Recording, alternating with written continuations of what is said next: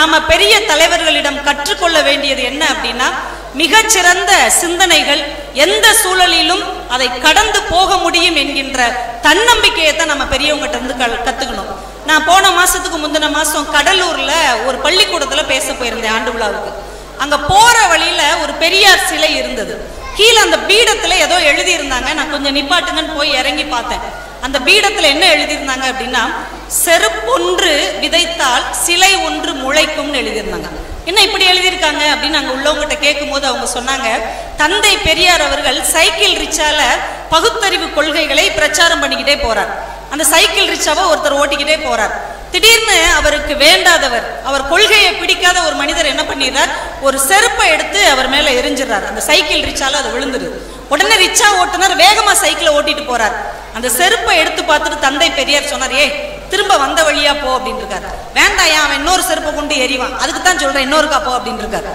மறுபடியும் அவர் திருப்பி வந்திருக்கிறார். அந்த மனிதர் இன்னொரு செருப்பையும் எரிந்திருக்கிறார். தந்தை பெரியார் சிரித்து கொண்டே சொல்லி இருக்கிறார், முதல் செருப்பு விழும்போதே பார்த்தேன், நல்ல செருப்பா இருக்கு, ஒரு செருப்பால நம்மளுக்கும் பயன் இல்லை அவனுக்கும் பயன் இல்லை, இப்ப 2 செருப்பும் வந்து விட்டது, யாராவது ஒரு இல்லாதவனுக்கு இது பயன்படும், வண்டியை இனிமே எடு என்றாராம். அப்ப எந்த சூழலிலும் நம்மேல் எரியப்பட்ட அவமானத்தை வெகுமானமாக மாற்றக்கூடிய வல்லமை நம் தலைவர்களுக்கு இருந்திருக்கிறது. எந்த இடத்தில் இந்த சம்பவம் நடந்ததோ அந்த இடத்தில் தந்தை பெரியாருக்கு சிலை வைக்கப்பட்டுள்ளது. அந்த இடத்தில் எழுதப்பட்டுள்ளது, செருப்பு ஒன்று விதைக்கப்பட்டால் சிலை ஒன்று முளைக்கும் என்று அந்த பீடத்தில் எழுதி வைக்கப்பட்டுள்ளது. தந்தை பெரியார் ஒரு கூட்டத்தில் பேசிட்டு இருக்கிறார். கூட்டத்தில் இருக்கிறவங்க ஏதாவது ஆர்வ மிகுதியில ஏதாவது கேள்வி எழுதி கொடுப்பாங்க, அதுக்கு அவர் பதில் சொல்வார்.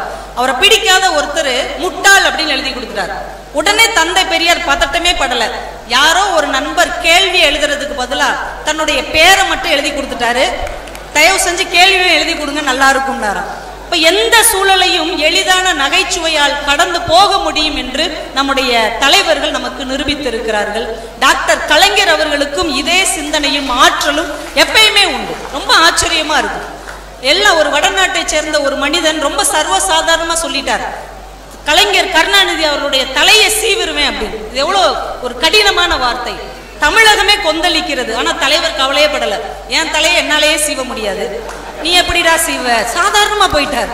இப்ப எவ்வளவு பெரிய கடினமான சூழ்நிலையையும் எளிதாக கடந்து போக முடியும் என்கின்ற மன உறுதியை கற்றுக் கொடுத்தவர்கள் நம்முடைய முன்னத்தி ஏர்களாக இருந்திருக்கிறார்கள். அவருடைய கவிதை ஆற்றல் அப்படி போற போக்குல நடிகர் பார்த்திபன் ஒரு கவிதை புக்கு எழுதினார்.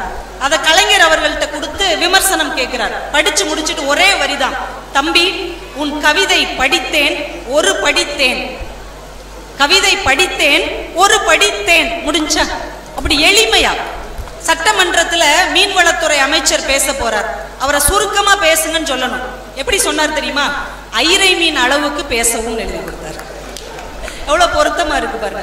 எதையும் எளிமையாகவும் நகைச்சுவை உணர்வோடும் எதையும் தாங்கிக் கொள்ளுகிற ஆற்றலும் இருந்தால் இந்த உலகத்தையே தலைமை ஏற்கக்கூடிய தகுதி உனக்கு வந்து சேரும் என்று நம்முடைய தலைவர்கள் நிரூபித்திருக்கிறார்கள்.